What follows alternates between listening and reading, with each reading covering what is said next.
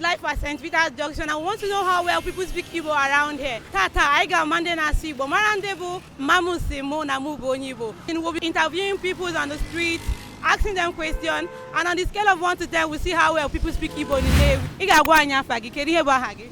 Beramaka. Okay, Beramaka onye ebeke o. Enugu State.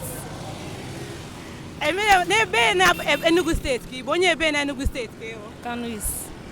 Isi no yobo yebe. Kano East. Nkan kusi okwu ike achọrọ m ka anụ ọnụ gị. Kano East. Okay. Nkan isi bụ nwata akwụkwọ ka ị na-arụ ọrụ.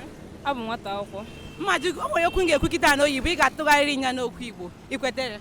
Okay. Ngwan. My friend is tired of me. He complains so much. Ike ma agwụ na oyimo, ọ na-ekpesa ọkankụ. This girl here is an Igbo teacher. Okay? Ihe ọzọ ya akwagara nkịta abụ. Me, it is raining. I want to get out of the rain. Mmiri na-ezo, achọrọ m ịpụ na mmiri. Bye, bye. Okay. Ụlọ anyị na-ehi. Sorry. Our house is leaking. I want you to say it in Igbo. Mana isugo already. Ụlọ anyị na-ehi mmiri. Okay.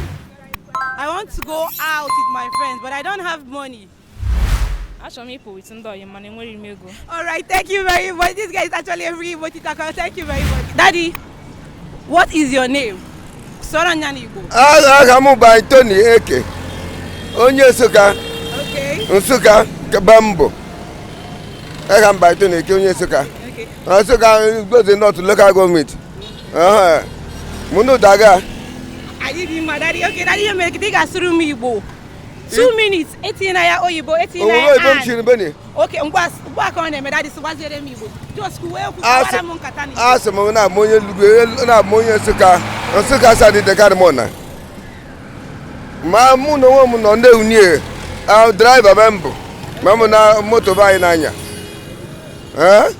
Ihe m na-agwụ n'ụwa ụmụntakịrị anya na ihe unu na-eme anya na eshishi unu ike unu jishi ike ka ihe unu na-eme n'ọdọ ya amashi na nwata ekwe emechabụrụ onye nkụzi anyị unu asị m kawa n'unu ha anya anyị am na aka n'unu unu were ye unu emechili ike ihe na-alụlụ weshi n'ụwa dịka ọmụkwụ unu alụlụ weshi ihe chọkọ ego na-achụ ego were nwa chụrụ ego ye anyị na-adọpụta n'ike anya na mashi. So thank you, Daddy, thank you. So far you see that there are people who don't play with their dialect.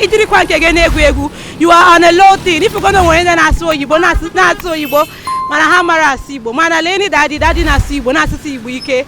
Ongwani ka ifuko onye ọzọ ga sibo to daddy sef. Biko gwa anyị afa gị. Afa m bụ Chibueze Destiny Mmaduka.